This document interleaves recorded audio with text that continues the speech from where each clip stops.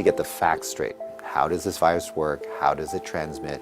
Where does it want to go? And let's protect ourselves. I'm Dr. Peter Lin. I'm a family physician in Toronto, Canada. The coronavirus is a family of viruses that can cause as mild things as just a common cold, all the way up to SARS or MERS. These are these bad pneumonias that we're talking about.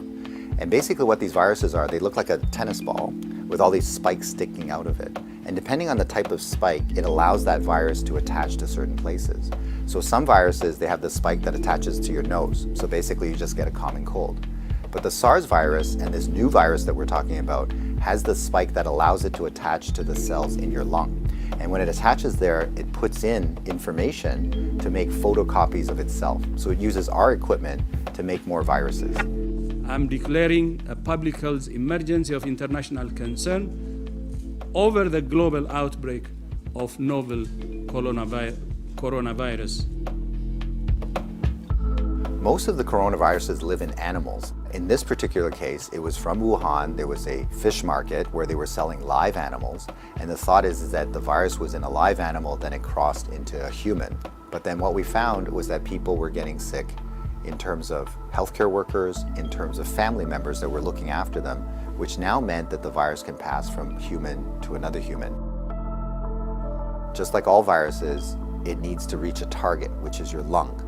And it has to get there with your help. It has no feet and no wings. So therefore it needs us to move it there. So that's why we keep saying, don't hang around sneezy people because you're gonna breathe it in.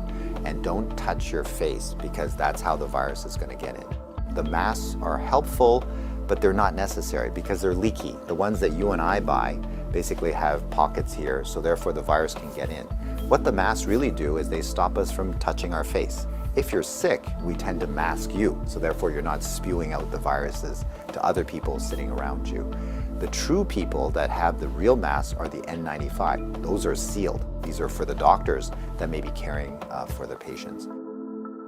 So in the beginning, the coronavirus will cause kind of like flu-like symptoms or a cold. So people just get the stuffy nose, that kind of thing. But you'll understand that as soon as that virus starts manufacturing in your lung cells, they're producing all these copies of the virus, all of a sudden now you kill the lung cells. So now you can't exchange oxygen. And that's why one of the early symptoms is people get very short of breath and they tend to have a difficult time breathing, and that's why they end up in hospital.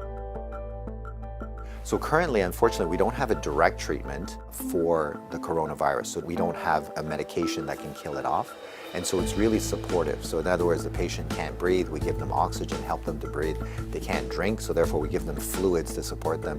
Their kidneys begin to shut down, we help them with all those things. So it's a very supportive process. This is a new virus that we've never seen before. So our immune system, our army, are having a hard time figuring out what to do. So usually what we have to do is we make something called antibodies. So these are things that can grab onto the spikes that we see on the virus, and it'll get rid of the virus for you, and that will actually bring you back to good health. So therefore the elderly may have a worse outcome, and of course the young children. So the babies, their immune system is not so good either, so they may not make those antibodies as well. So just remember, your hands may be with virus. Virus cannot hurt you because it can't get through the skin, but the moment I do this, now I've brought the virus right to where it wants to go. So let's remember not to touch our hands to our face. So let's say you think that you might have been on a plane or you might have bumped into somebody that has it. What should you do? So the first thing is to contact a healthcare worker to tell them that potentially you have it. If you're feeling symptoms and you're going to go into a facility, call ahead. Okay, so whether you're calling the paramedics or whether you're calling the hospital or your doctor, just mention that you were on a flight. If you don't have any symptoms, then what we do is a little bit of a self-quarantine. In other words, we can just keep you away from other people, and so you don't go into parties, don't go with your friends, don't go into public transportation.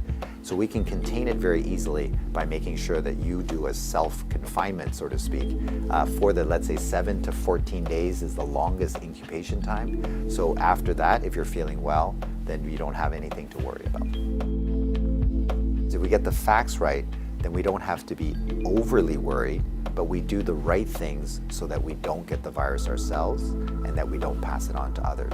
And if we look after each other in this way, this virus will have nowhere to go. It needs us to move it, it needs us to make copies for it, and if we don't help it, then the virus will stop. So we have the power to do that right now.